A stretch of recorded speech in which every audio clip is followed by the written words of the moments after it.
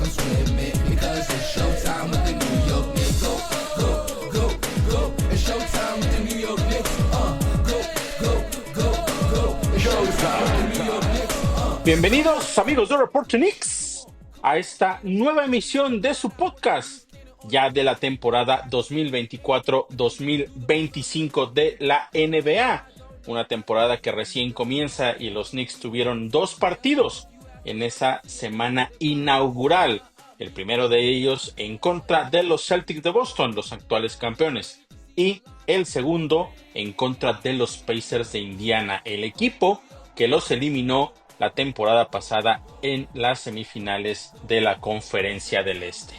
Una semana muy esperada en realidad por todos los aficionados, ver de vuelta a nuestro equipo en acción, ver también cómo se iba a desempeñar cada uno de los jugadores nuevos, específicamente un par de ellos sobre los cuales están puestos todos los ojos, como es el caso de Karl Anthony Towns y también de Mikal Bridges. Y fue una semana que yo catalogué como agridulce, un arranque agridulce. ¿Por qué?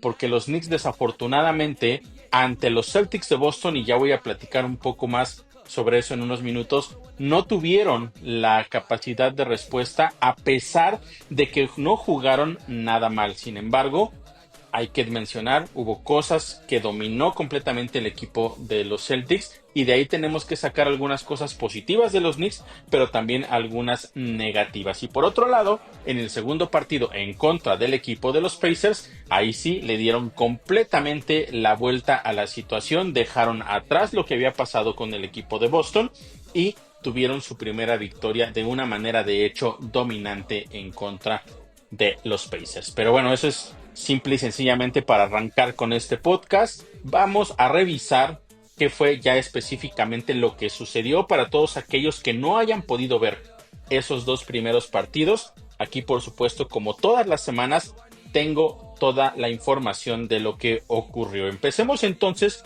con ese partido inaugural en donde se antojaba un partido muy pero muy interesante, porque para muchos estos dos equipos, los Celtics y los Knicks, son los favoritos para llegar hasta la final de la conferencia y por supuesto ser los representantes de esta conferencia en las finales de la NBA.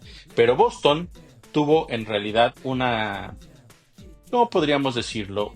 Una noche inspirada, una noche en donde prácticamente todo lo que hacían les salía bien e independientemente de que los Knicks, insisto, no jugaron mal, se terminaron quedando los de Boston con una victoria muy cómoda por marcador de 132-109. Les mencionaba yo el tema de la efectividad, de que prácticamente todo les salía. Fue una verdadera locura lo que nos presentó esa noche el equipo de los Celtics. Salieron con toda la motivación por dos cosas. Uno, por supuesto, enfrentar a uno de sus máximos rivales, que eran los New York Knicks, y por otro lado, que estaban también develando primero su banner de campeones y también les estaban entregando sus anillos de campeonato. Entonces, toda la motivación estaba del lado del equipo de Boston y yo creo que también eso terminó siendo un factor que les benefició para salir todavía con mucha más confianza a ese partido. También tenían, por supuesto, ellos el hambre de enfrentar a los Knicks, que como ya se los comentaba, muchos los ven llegando hasta la final de la conferencia y por lo tanto esa, digamos, urgencia de ellos de muy temprano en la temporada marcar un precedente de quién es el que lleva mano, de quién es el que tiene la ventaja y quién es el equipo a vencer en esta conferencia y quizá incluso en toda la NBA. Todo eso fue con lo que salió este equipo de los Celtics y bueno, yo les decía, los Knicks no jugaron realmente mal porque su desempeño fue bastante bueno. Tuvieron una efectividad del 55%.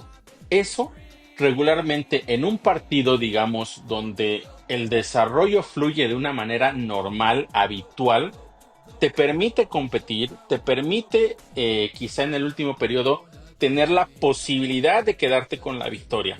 Sin embargo, eso fue algo que ese día no sucedió. Y la diferencia en cuestión específicamente de efectividad de los Celtics no fue mucha al final del partido, porque ellos terminaron con un 59% de efectividad. Sin embargo, la gran diferencia de todo esto fue el tema de los triples. ¿Por qué? Porque los Knicks tuvieron apenas uno de 7 en triples en los primeros minutos del partido, en el primer cuarto del partido, mientras que los Celtics llevaban ya 10 triples en 17 intentos en ese primer periodo. Eso fue prácticamente lo que marcó toda, toda la diferencia en este partido. Estaban verdaderamente imparables. Lo que iba a suceder en el segundo cuarto también fue realmente importante para el equipo de los Celtics. Nunca, por lo menos desde el primero hasta el tercer periodo, digamos que se les enfrió la mano en ningún momento, y fue así que pudieron dominar sin importar las diferentes respuestas que pudieron haber tenido los Knicks. Ellos verdaderamente estaban en modo intratable. ¿Y por qué yo les decía que este primer periodo fue clave? Porque el resto del partido los Knicks fueron verdaderamente competitivos. Sin embargo, ya tenían una desventaja demasiado amplia por esta situación. Ya era de doble dígito, muy cómoda, insisto, y además lo más importante es que no se veía, porque aparte no sucedió un momento en el cual durante los minutos competitivos, porque quiero separar también el último periodo, porque ese último periodo prácticamente fue de trámite. Muchos de los titulares de los Knicks ya no estaban sobre la duela. Entonces, incluso ahí el porcentaje de efectividad de los Celtics bajó de una manera estrepitosa, pero en los primeros 3 periodos fue completamente diferente. Pero ese primer periodo sí marcó la diferencia, porque a partir del segundo periodo, los Knicks, ese segundo periodo lo empataron, 31 puntos por bando. El tercer periodo sí lo perdieron también, pero lo perdieron únicamente por 7 puntos. Es decir, estaban ahí en la pelea. Ya con tanta diferencia, entrado el tercer periodo, ahí fue donde ya prácticamente ese último cuarto fue de trámite, como les mencionaba. Les decía yo que los titulares de los Knicks, o la mayoría de los titulares de los Knicks, ya no regresaron. Jalen Brunson ya no regresó a ese último periodo.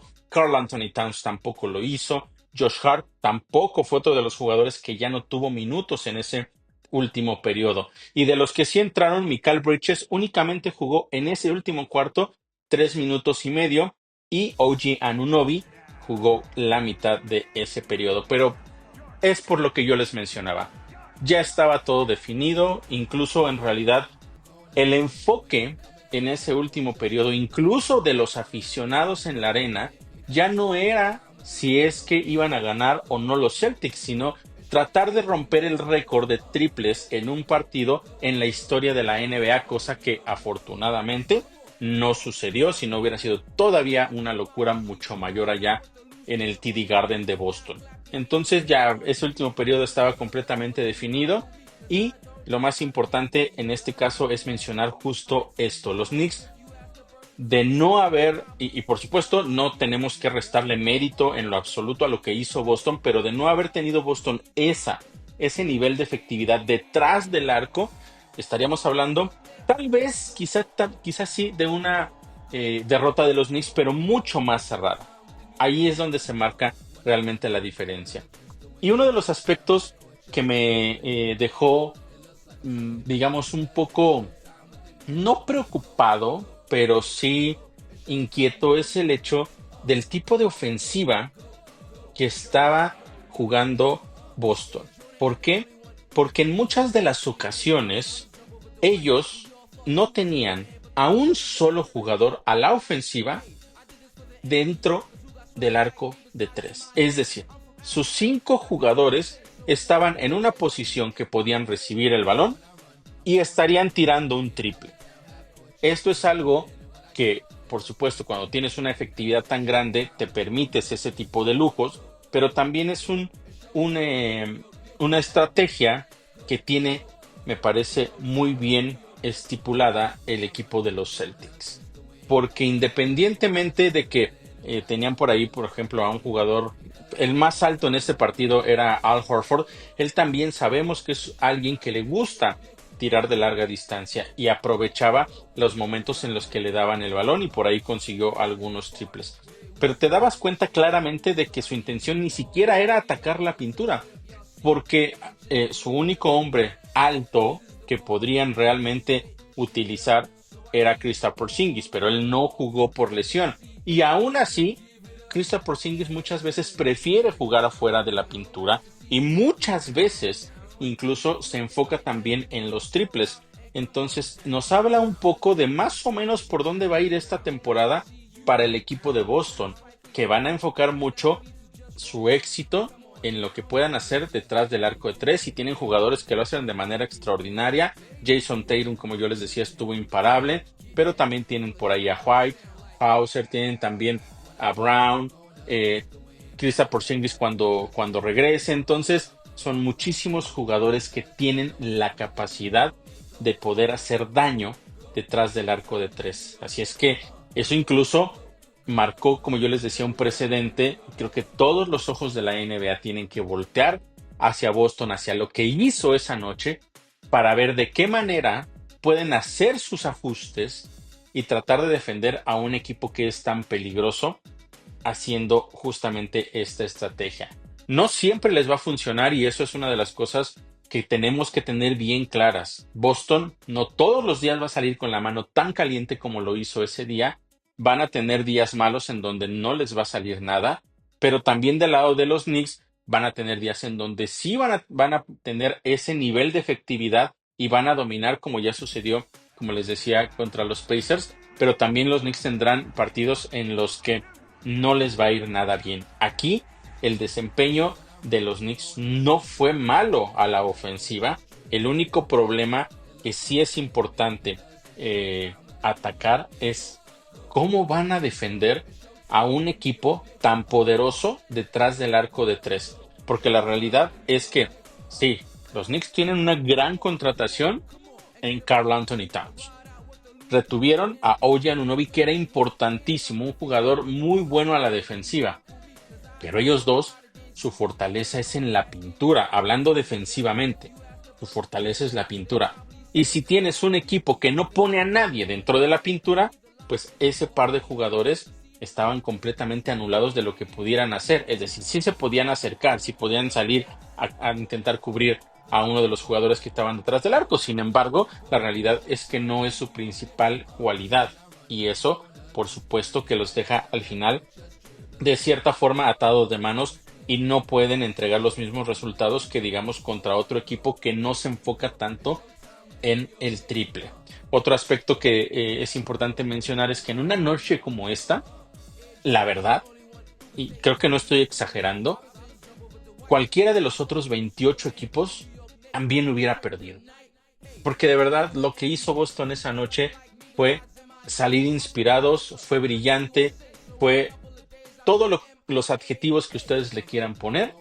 Eso fue lo que sucedió esa noche con el equipo de Boston. Así es que sí hay cosas que tenemos que mejorar. Como yo se los mencionaba, me parece que el punto clave es el tema de la defensa perimetral. ¿Por qué? Porque no es algo tampoco nuevo, no es algo que sucedió en ese partido, no es algo que ha pasado esporádicamente. Si ustedes han seguido este podcast y todos los análisis que he hecho a lo largo de las últimas temporadas, una de las debilidades más claras de los Knicks que han tenido bajo el mando de Tom Thibodeau es la defensa perimetral. En muchas ocasiones las defensas de ayuda ya no llegan, ya muchas veces incluso los jugadores no solo tienen el tiro más o menos cómodo, están completamente libres. Y eso tiene mucho que ver con el tema del trabajo en la semana, de cómo precisamente ajustar esas defensivas de ayuda, también que en los rompimientos rápidos puedan todos estar de regreso lo antes posible para que no haya ningún tipo de complicación. O sea, son muchas cosas que se tienen que trabajar, pero enfocarse precisamente en el tiro perimetral es una tarea que tienen pendiente y la van a tener que fortalecer si es que realmente quieren llegar hasta esas instancias, que es la final de la Conferencia del Este, en donde probablemente se estarían enfrentando unos Celtics de Boston. Y si no han hecho los ajustes necesarios, esta historia que vimos el martes pasado se podría llegar a repetir. Fuera de eso, insisto, me parece que en cuestión de producción a la ofensiva, en tratar de hacer lo más posible de cubrir a un equipo que estaba completamente encendido. Creo que no hay mucho que reclamarle a los Knicks, solamente ese pequeño detalle, pero sí hay que trabajarlo de manera inmediata. Otro aspecto que hay que destacar justamente también de este partido es la situación de Mikal Bridges, otro de los jugadores importantes que llegó precisamente para esta temporada y que no tuvo una muy buena pretemporada. Tenemos que decirlo tal cual es. No se veía en ritmo, sus tiros no estaban entrando, mucha gente empezó a criticarlo, que había sido una mala decisión, que se pagó mucho por él, que mejor se hubiera quedado Donte. Lo de la salida de Donte no fue porque los Knicks lo quisieran dejar ir. O sea, en ese canje, y yo lo he mencionado, lo mencioné en la previa de la temporada, si Donte no estaba incluido en ese canje, no se hubiera hecho. Así de simple, así lo dijo el equipo de los Timberwolves. Entonces, de cualquier forma, la gente busca maneras de criticar, de encender las alarmas, de ver de qué manera pone presión también sobre los jugadores. Y entonces, después de una pretemporada mala para Mikal Bridges, tuvo también una pésima primera mitad allá en Boston.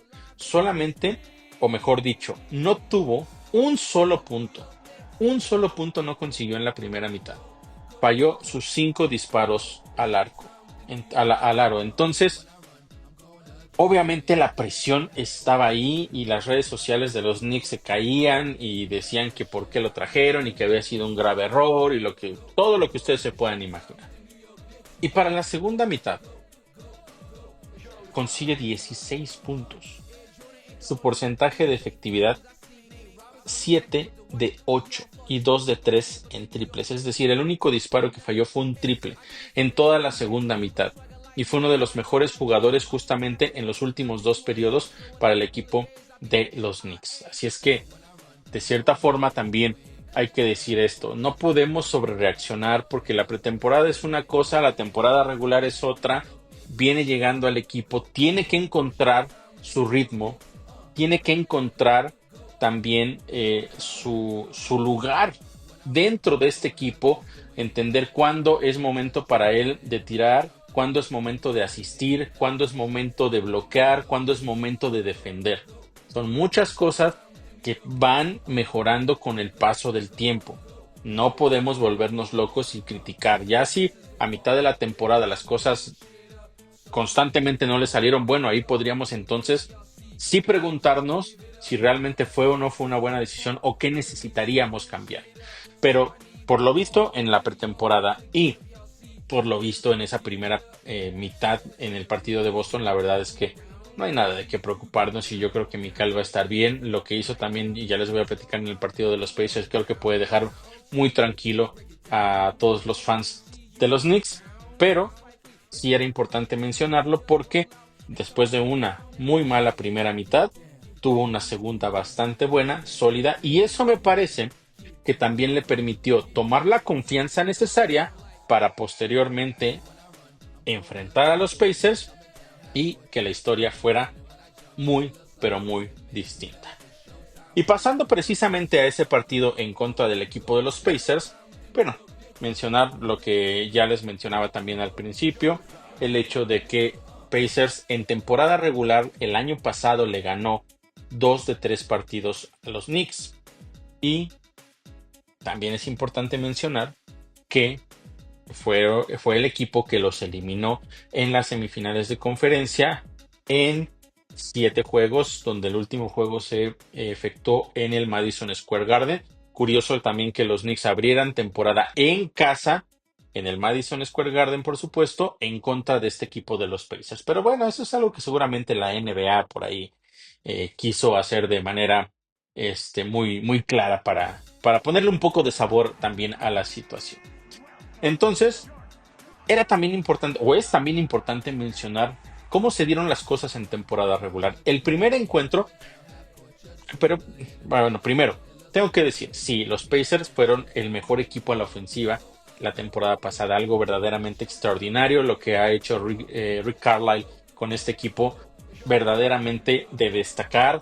Cada temporada ha ido mejorando de una temporada donde ganó apenas más de 20 partidos, a la segunda poco más de 30 y después más de 40, llevándolos hasta las finales de la conferencia. Es un gran equipo, están muy bien entrenados y por supuesto que son candidatos también a llegar lejos esta temporada. Pero el año pasado, el primer partido que le ganaron a los Knicks fue justamente el día que por la mañana, es decir, fue un sábado, y ese sábado los Knicks iban allá a Indiana para ese partido, y ese día por la mañana se da la noticia del canje de RJ Barrett e Immanuel Quickley a Toronto a cambio de OG Anunoby, Precious Achiuwa y Malachi Flynn.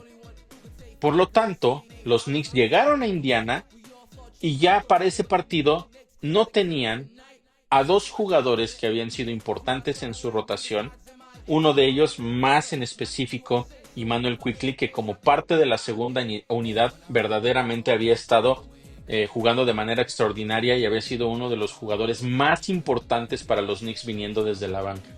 Tenían pocos jugadores entonces los de la Gran Manzana para enfrentar ese partido y fue una victoria cómoda para el equipo de los Pacers. El segundo partido con equipo un poco más ya, digamos, completo, los Knicks lo terminan ganando.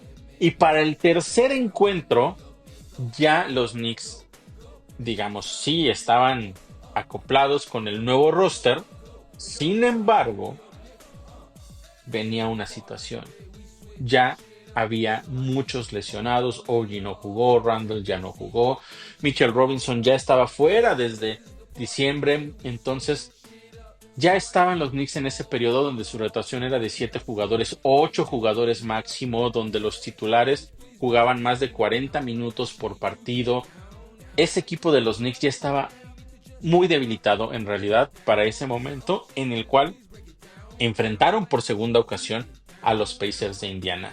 Y en las semifinales de la conferencia se vuelve a lesionar OG Anunoby, aunque ya había regresado Mitchell Robinson, no pudo continuar por lo que sucedió en el partido en la serie en contra de los 76ers, en donde lo jala de la pierna Joel Embiid y lo termina lesionando, entonces ya tampoco regresa.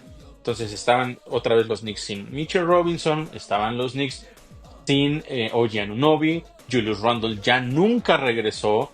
Entonces veíamos ahí todo el partido, incluso Josh Hart tuvo partidos donde no salió un solo segundo, Donte DiVincenzo también al máximo de minutos, Precious Achiuwa que lo hizo de manera extraordinaria, pero la verdad es que contra un equipo con tanta dinámica fue muy complicado y los Knicks, a pesar de que lucharon, ya no pudieron sacar esa serie, se quedaron a una sola victoria, terminaron entonces eliminados. De tal manera que había cuentas pendientes justo para este partido, porque si bien los Celtics habían, digamos, sentado un precedente para los Knicks y para toda la NBA en el partido inaugural, ahora los Knicks necesitaban hacer exactamente lo mismo en contra de los Pacers, decirles, sí, ustedes de cierta forma nos dominaron en temporada regular con sus situaciones que pasaron los Knicks y nos eliminaron también en los playoffs, es el momento de que a pesar de lo que ocurrió el martes pasado, les demostremos que nosotros estamos un nivel por encima de ustedes. Esa era en realidad la misión de ese equipo de la Gran Manzana. Dejar atrás lo que había pasado en Boston y dejarle claro a Indiana que no iba a ser un rival nada sencillo. Y lo hicieron de una manera verdaderamente extraordinaria. Terminó el partido con victoria para los Knicks por marcador de 123-98.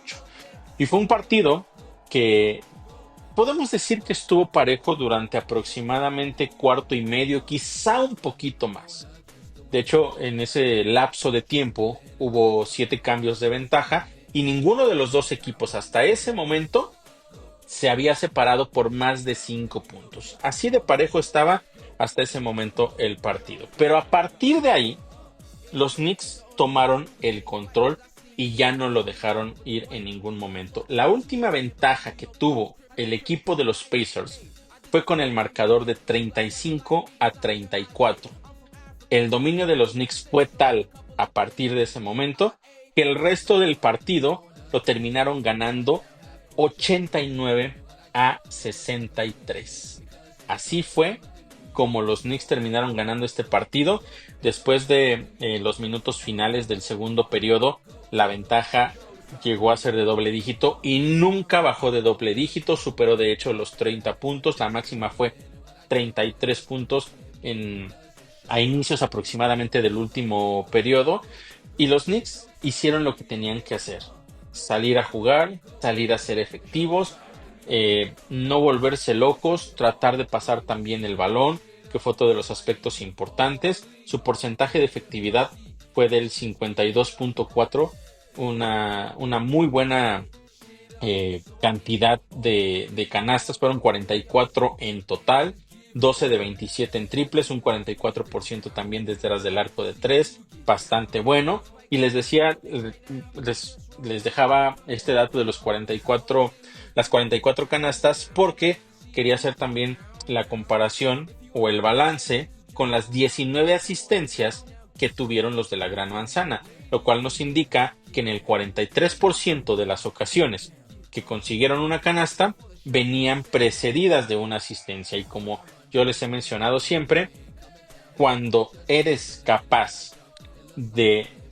asistir antes que buscar un tiro precipitado, cuando el balance es positivo, se acerca al 50% o mucho más elevado, entonces las posibilidades de que ganes son mayores, porque te está hablando de que el juego de conjunto está funcionando. Y eso fue lo que sucedió con este equipo de los Knicks. Aparte, también consiguieron 11 rebotes ofensivos que se reflejaron en 11 puntos. Entonces, poco a poco las cosas nos damos cuenta que se hicieron bastante bien y los números reflejan precisamente ese dominio y por qué fue precisamente también ese dominio en contra del equipo de los Pacers. Hablando estadísticamente para este partido, Jalen Brunson tuvo 26 puntos, 5 rebotes, 5 asistencias.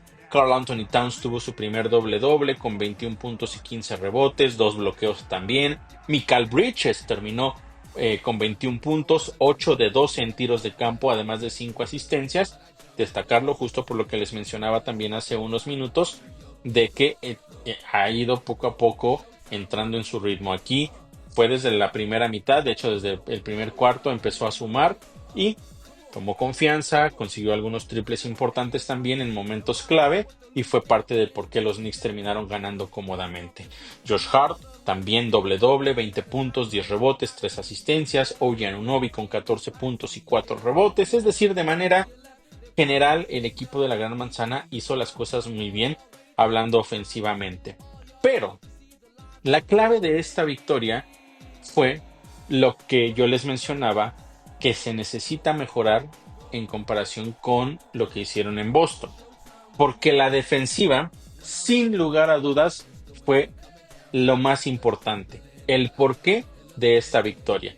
No estoy diciendo que los números a la ofensiva, que la efectividad, el pasar el balón y todo esto no sea importante, pero en este partido en específico sí tengo que decir que fue la defensiva la que ayudó, quizá no completamente a ganar, pero sí a ganar por ese margen tan amplio. Los Pacers el año pasado tenían un promedio de 123 puntos por partido la temporada pasada. Los Knicks los dejaron en menos de 100, 98 como yo les mencionaba. Esta es la menor cantidad de puntos que anotaron, de hecho, desde hace mucho, porque la temporada pasada no tuvieron un solo partido con menos de 99 puntos. Es decir, su número menor de puntos el año pasado fue de 99. El viernes los Knicks los dejaron en 98. Solo para tener más o menos un panorama de cómo es que se refleja el gran esfuerzo que tuvieron a la defensiva y por qué terminaron ganando este partido. Uno de los aspectos también a mencionar es el hecho del porcentaje de efectividad que tuvieron. Los Knicks los limitaron a solo 37% de efectividad en el segundo cuarto.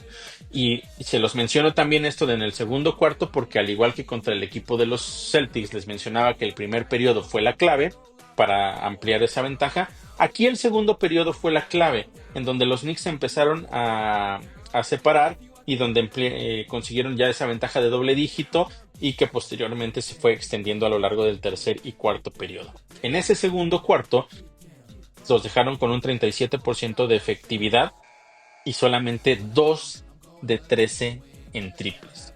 Eso fue uno de los factores, la defensa de presión, también el hecho de estar siempre incomodando los disparos, tratar de incluso robar los balones. Eso hizo que la ofensiva tan poderosa de este equipo de los Pacers no pudiera nunca entrar en ritmo. Así es que los Knicks hicieron la chamba, dejaron de lado lo que pasó, aprendieron incluso de lo que sucedió justamente allá en Boston. Además de eso, provocaron que los Pacers tuvieran 16 pérdidas de balón. 16. Y de esas 16, los Knicks sacaron 29 puntos. 29 puntos de las 16 pérdidas de los Pacers. Ahí está otra de las claves de por qué yo les decía, la actuación a la defensiva fue lo más importante, el porqué de una victoria tan amplia, tan cómoda. Secaron a sus máximas figuras. Literalmente, Haliburton no consiguió un solo punto. Falló sus 8 intentos y después ya no siguió intentando porque se dio cuenta que no podía. Lo veíamos frustrado también allí en la banca. No había absolutamente nada que pudiera hacer Tyrese Haliburton. Y de esos 8 intentos al aro, 7 fueron triples. Por eso ya después también lo sacaron cuando se dieron cuenta que no estaba en nivel competitivo por un lado y por otro que pues los Knicks lo tenían muy bien encerrado. Y esta, de hecho hablando de Tyrese Haliburton, es apenas la tercera vez en su carrera que no anota un solo punto. Otra muestra clara del nivel defensivo que los Knicks tuvieron en este partido. Pascal Siakam solamente 12 puntos, Miles Turner 13, Nesmith tuvo 4, Nembhard tuvo solamente 2, su mejor anotador tuvo que venir desde la banca, fue Benedict Mathurin, que consiguió 20 puntos. Pero el dominio que tuvieron los Knicks en ese partido fue verdaderamente claro, y la defensiva fue el factor principal, por lo cual los Knicks pudieron de cierta forma dejar completamente atrás lo que había pasado en Boston y sentar su precedente en contra de uno de los equipos llamados a ser contendientes. Hasta arriba, y lo voy a repetir, hasta arriba están los Celtics. Para muchos, abajo de los Celtics están los Knicks. Y quizá medio pasito atrás, medio escalón atrás, están los Pacers, están los 76ers, y quizá hay quien quiera meter en esa conversación, aunque yo lo veo todavía un par de escalones quizá más abajo, al equipo de los Milwaukee Bucks. Pero también por ahí ojo con el Magic. Pero bueno, estamos hablando solamente de los que están hasta arriba. Entonces, hablando de eso, ya los Knicks dejaron algo muy claro en contra de uno de los equipos que se sabe o que se proyecta que van a estar allá arriba. Y conclusiones entonces de lo que sucedió ya de manera global en esta semana. Ya platiqué un poco de ello en realidad, pero bueno, lo de los Celtics, como yo se los mencionaba, no es casualidad, pero tampoco es algo muy común, es algo inusual. Y por esa razón me parece que no había que entrar en pánico, los Knicks no lo hicieron y después ahora sí que hicieron que el equipo de los Pacers terminara pagando los platos rotos. La única cosa importante que ya les mencionaba a trabajar pues es el tema de la defensa perimetral, que como también les había ya hecho la aclaración, no es algo nuevo, es algo que viene de hecho careciendo desde hace algunas temporadas. Importante destacar esa fortaleza mental para hacer el cambio, para dar ese ajuste de un partido a otro, ser literalmente vapuleado por un rival como los Celtics y después propinarle una paliza igual o mayor al equipo de los Pacers. Sin embargo, la diferencia es que tenemos claro que Boston dominó porque salió con la mano súper caliente y prácticamente no había nada que pudieran fallar. La victoria de los Knicks también dominante, pero de una manera más, digamos, balanceada. Muy buena ofensiva, pero la defensiva siendo verdaderamente un factor clave para poder ganar. Y eso va a ser uno de los factores que a lo largo de la temporada van a ser claves porque si los Knicks pueden mantener ese balance, incluso a esos mismos Celtics, una vez que los Knicks puedan hacer los ajustes, se les puede pelear sin ningún problema. Ese es un aspecto muy importante a mencionar, que esa victoria dejó claro que fue por el balance de los Knicks, tanto a la ofensiva como a la defensiva.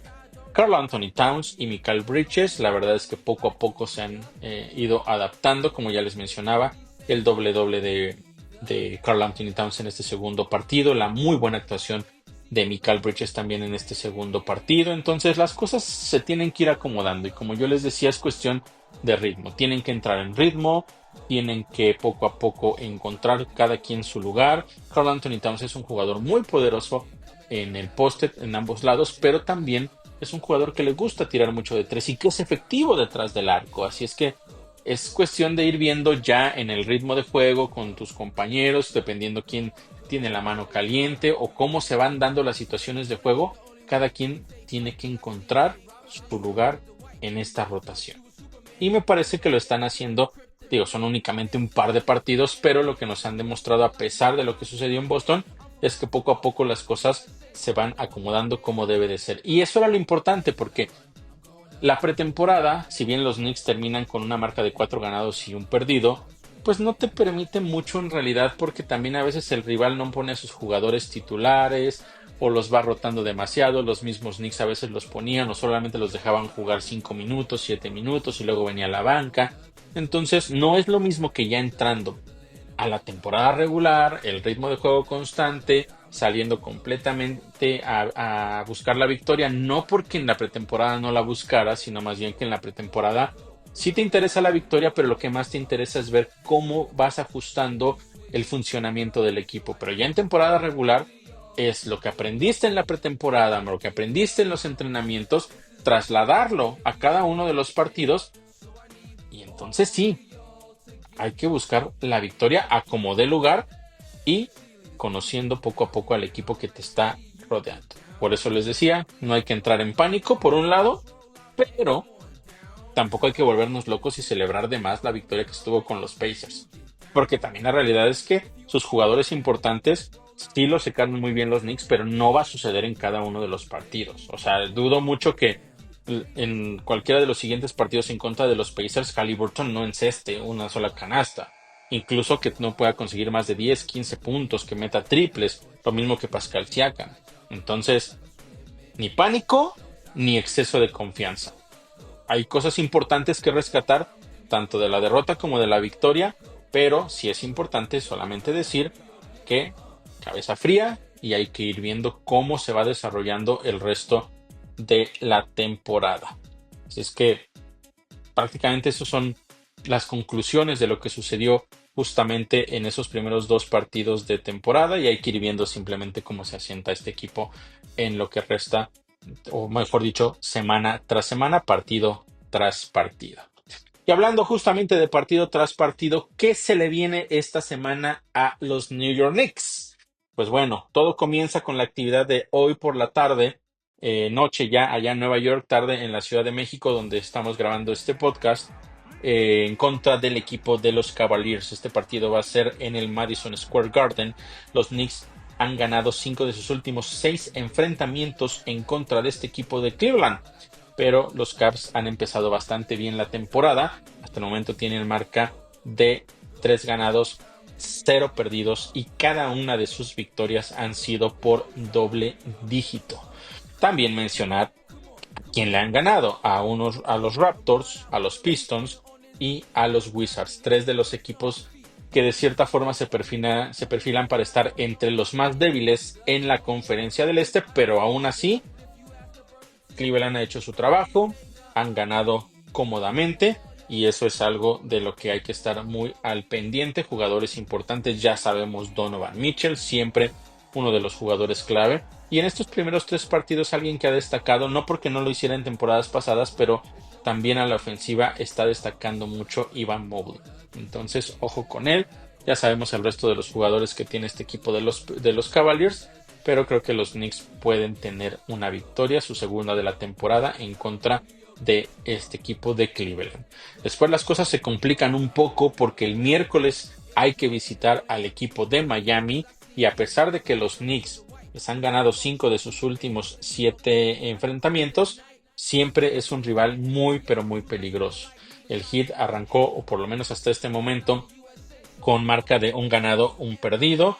Perdieron en este caso el primer partido y después le ganaron al equipo de los Hornets, y hoy por la noche van a enfrentar ellos a los Pistons, así es que seguramente estarán llegando con marca de 2 ganados y un perdido, si todo sale, digamos, conforme a la lógica, porque pues bueno, los Pistons sin lugar a dudas han sido en las últimas temporadas de los peores equipos en la NBA y no se ve cómo puedan salir del fondo de la conferencia del Este. Si lo hicieran, en verdad sería una gran sorpresa. Pero bueno, este equipo del Heat, ya sabemos, sus jugadores clave, Butler, Adebayo, Hero son los principales, pero tienen un tema también importante que mencionar. Bueno, primero que nada también hablar de que Terry Rozier está teniendo un muy buen inicio de temporada. Siempre me ha parecido un muy buen jugador. En algún momento cuando estuvo libre, con toda honestidad, me hubiera gustado que los Knicks lo pudieran tener. Está haciendo las cosas bien allá en Miami. Pero fuera de eso, este equipo del Heat, la realidad es que no pudo hacer muchos movimientos en temporada baja. Entonces prácticamente están dependiendo de lo que van a hacer o el desarrollo, el desempeño que pueda tener su equipo titular. Tiene grandes jugadores titulares, sí, pero no tienen gran profundidad de banca. Entonces ese va a ser uno de los aspectos que los Knicks van a necesitar explotar para poder buscar esa victoria allá en Miami. Ya veremos cómo se va desarrollando ese partido, pero sí será importante ver qué pueden hacer los Knicks cuando empiecen a entrar los jugadores suplentes del Heat y cómo maneja esa estrategia también Tom Thibodeau. Y finalmente el viernes, un partido que pinta para ser cómodo en el papel, porque ahora los Knicks son los que estarán enfrentando como visitantes a los Pistons. Pero hay que mencionar cosas. Desafortunadamente para el equipo de Detroit, afortunadamente para los Knicks, la racha de victorias de los de la Gran Manzana es algo verdaderamente escandaloso. Son 15 victorias de manera consecutiva para los Knicks sobre los Pistons.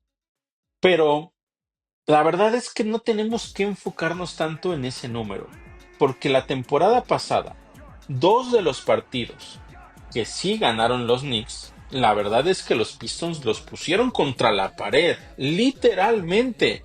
La primera victoria fue solamente por 6 puntos, y a pesar de que los Knicks prácticamente estuvieron todo el tiempo arriba, ese pintaba para ser un juego en el cual los Knicks pudieran ganar por paliza e incluso descansando por gran parte del tiempo a sus titulares, cosa que por supuesto no sucedió. Solamente 6 puntos en el primer partido. Y en el segundo partido, que fue complicado, ese fue verdaderamente una locura. Ese partido fue polémico incluso. Los Knicks lo terminaron ganando solamente por 2 puntos. Los Pistons lo ganaban por 1 cuando quedaban 37 segundos y después vino esa jugada polémica en donde viene Donte DiVincenzo intentando el triple, lo falla, el rebote largo intenta ganarlo Jalen Brunson, lo gana el jugador de los Pistons, se acerca o va a pelear ese balón Donte DiVincenzo junto a la línea de banda, lo alcanza a tocar el balón que queda vivo de cierta forma porque nunca termina saliendo. El balón logran los Knicks que llegue a manos de Josh Hart, que consigue foul y cuenta, consigue los puntos y los Knicks terminaron ganando.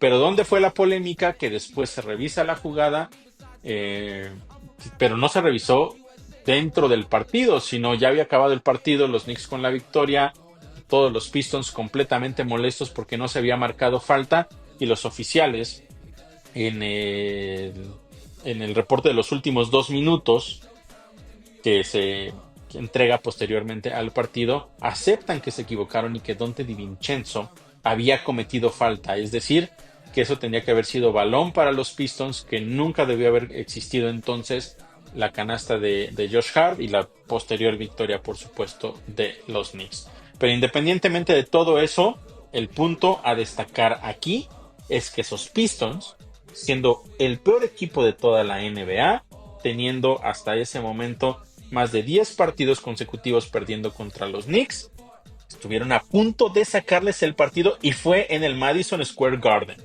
Así es que, cuidado con esa situación, no podemos dejar de lado lo que sucedió y es un partido que pinta para ser sencillo, pero que los Knicks, bajo ninguna circunstancia, se pueden confiar. ¿Qué más podemos mencionar con respecto a esta situación? Bueno, pues los Pistons desafortunadamente siguen con ese mal momento porque tienen apenas, o mejor dicho, hasta el día de hoy que estamos grabando 0-3, pero podrían estar 0-5 en el momento en que enfrenten a los Knicks porque van a jugar en contra del Heat, como ya les había mencionado, y su otro partido será en contra de los 76ers.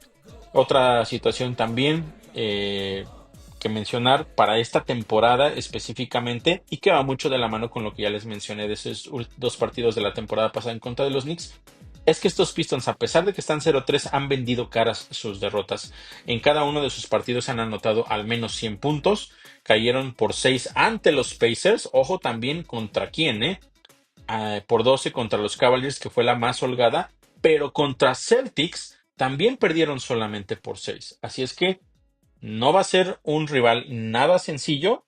Es importante tener mucho, pero mucho cuidado. Cade Cunningham, por supuesto, su más grande líder. En 2 partidos está promediando 30.5 puntos por partido, 7 asistencias, 5 rebotes. Va a ser el jugador a seguir en ese encuentro. Así es que ahí está toda la información. Eso es realmente todo lo que tenía yo para todos ustedes. Esta primera emisión de podcast ya de temporada regular. Recordemos que la anterior fue previo a la temporada y el balance de lo que podemos esperar. Una semana, podríamos decirlo, agridulce por la derrota, por el tipo de derrota allá en Boston, pero bastante buena por el tipo de victoria posterior en contra del equipo de los Pacers de Indiana. Pero como les mencionaba, no hay que entrar en pánico, pero tampoco hay que celebrar de más. Es una temporada muy larga, cualquier cosa puede suceder y esperemos que no. Hay que tocar madera, cruzar los dedos, que no haya lesiones importantes, porque eso puede marcar siempre también el rumbo de cualquier equipo. Así las cosas entonces, y como siempre no me queda más que agradecerles a todos ustedes que me hayan acompañado en esta emisión de nuestro podcast y recordarles que pueden seguirnos en redes sociales.